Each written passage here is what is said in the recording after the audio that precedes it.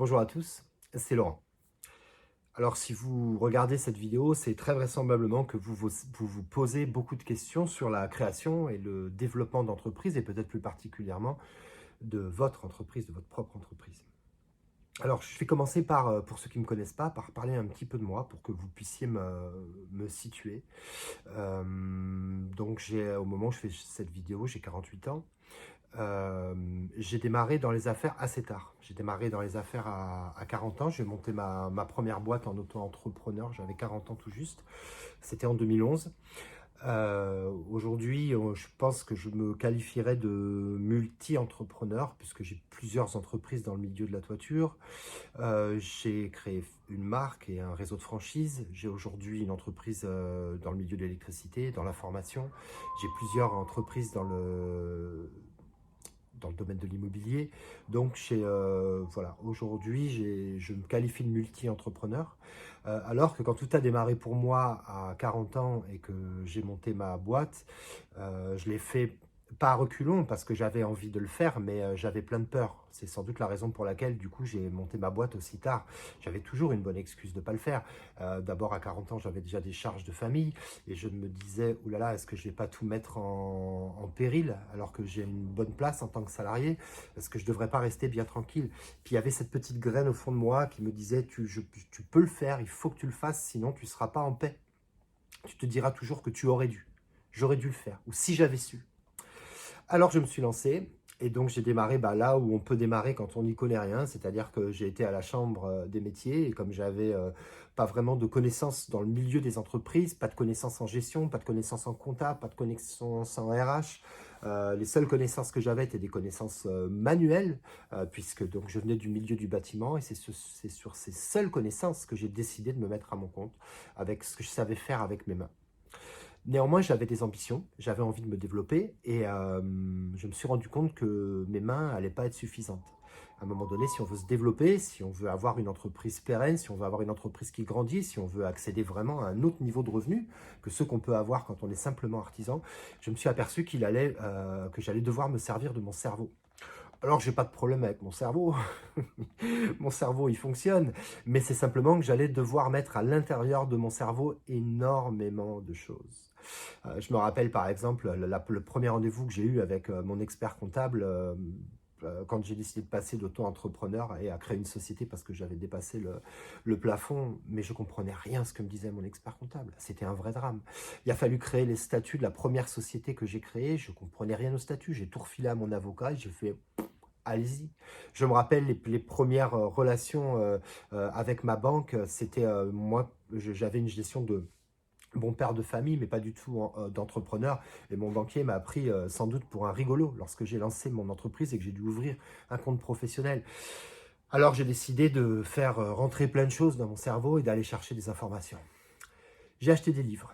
J'ai fait des formations, j'ai été à la chambre de commerce, j'ai été à la chambre des métiers, je passais beaucoup de temps le soir dans les réunions, je me suis inscrit dans des clubs d'entreprise, j'ai regardé énormément de vidéos sur Internet, j'ai demandé également énormément de conseils, souvent j'ai demandé des conseils à des gens qui avaient des choses à me vendre, j'ai pris énormément de mauvaises décisions. En fait, souvent on me dit à quoi tu attribues le succès de ton entreprise aujourd'hui, puisque je fais plusieurs millions d'euros de chiffre d'affaires.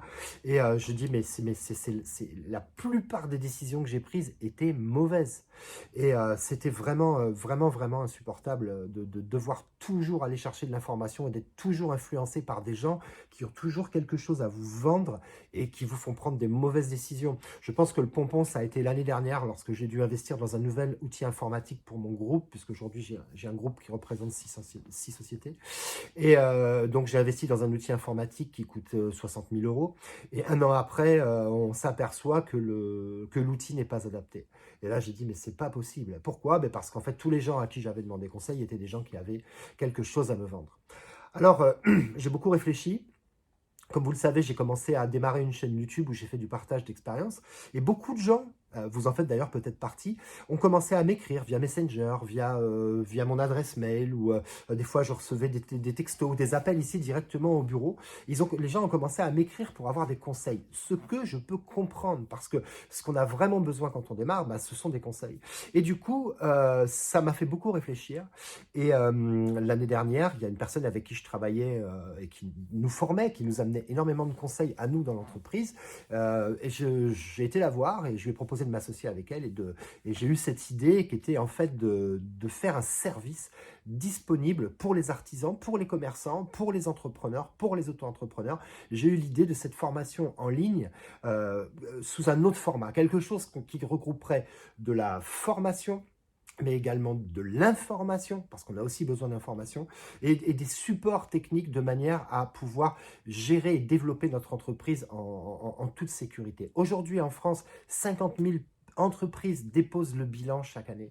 On sait qu'une entreprise sur deux qui se crée ne passera pas les 3 ans. Et comment expliquez-vous que moi, qui ai créé ma première entreprise, donc en 2012, aujourd'hui, j'ai plusieurs sociétés qui fonctionnent très bien, alors que j'avais les mêmes chances d'échec que les autres. J'ai dit, et c'est là où j'ai réfléchi, j'ai dit, il est temps à un moment donné de capitaliser sur tout ce que je sais, de réunir toutes ces informations, de les faire compléter par des gens qui sont des spécialistes. Et c'est pour ça que ma collègue et mon associée Sabrina m'a rejoint dans cette aventure, pour mettre à disposition un outil qui va permettre de répondre à toutes les questions que vous vous posez. Alors, c'est quoi ces questions? Ça peut être comment on crée une entreprise, comment on choisit les statuts d'une entreprise, rien que les statuts d'une entreprise. Vous imaginez l'EIRL, l'EURL, la SAS, la SASU, la SARL. Non, mais on n'en finit pas. Comment est-ce qu'on fait pour s'y retrouver là-dedans? Comment est-ce qu'on fait pour ces statuts? Comment est-ce qu'on fait pour créer une micro-entreprise? Comment est-ce qu'on fait pour déclarer? Comment est-ce qu'on fait pour créer? Comment est-ce qu'on fait pour embaucher son premier salarié? Combien va coûter un salarié? Est-ce que j'ai les moyens d'embaucher un salarié? Est-ce que je prends un apprenti? Quel est l'outil informatique avec lequel je vais m'équiper? Comment est-ce que je fais par rapport à ma concurrence? Quel prix je vends? Combien je vends comment je trouve mon premier client?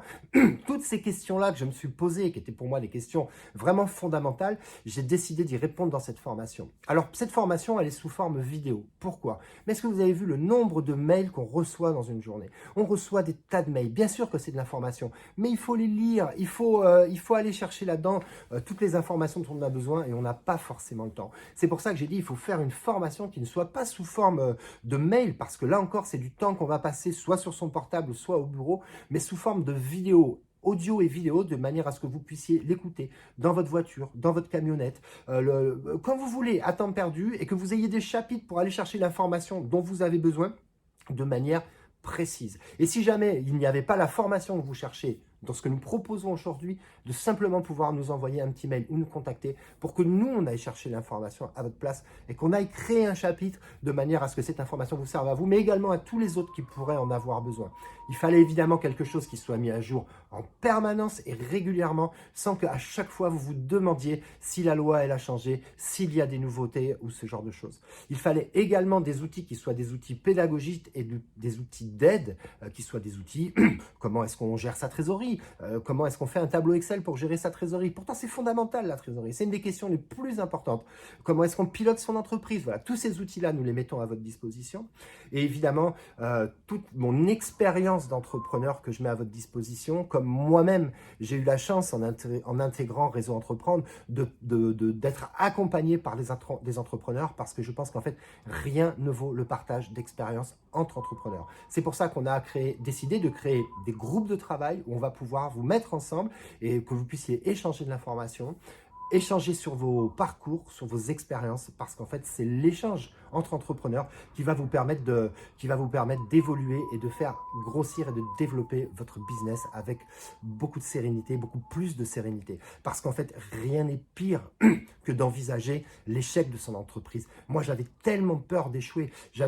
Quand j'ai monté ma boîte, évidemment qu'on a envie que cette boîte, d'abord, elle soit pérenne, qu'elle nous fasse gagner plus d'argent que ce qu'on gagne aujourd'hui, mais j'aurais certainement pas voulu faire faillite. J'avais peur de faire faillite, parce que si je fais faillite après ma boîte, je fais quoi? Je retourne salarié. Donc, l'échec pour moi n'était pas envisageable. Et je sais que quand on se met à son compte, la peur de l'échec est la plus grosse peur que vous allez rencontrer. Donc, en créant cette formation, je voulais vraiment faire quelque chose qui soit rassurant, que vous soyez accompagné pour que vous ayez la garantie de tout simplement de réussir dans ce que vous entreprenez.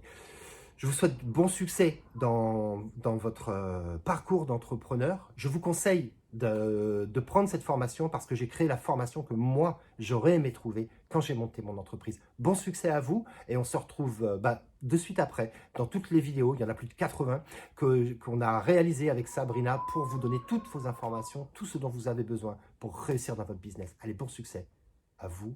Je vous souhaite plein de bonnes choses, le meilleur pour le futur.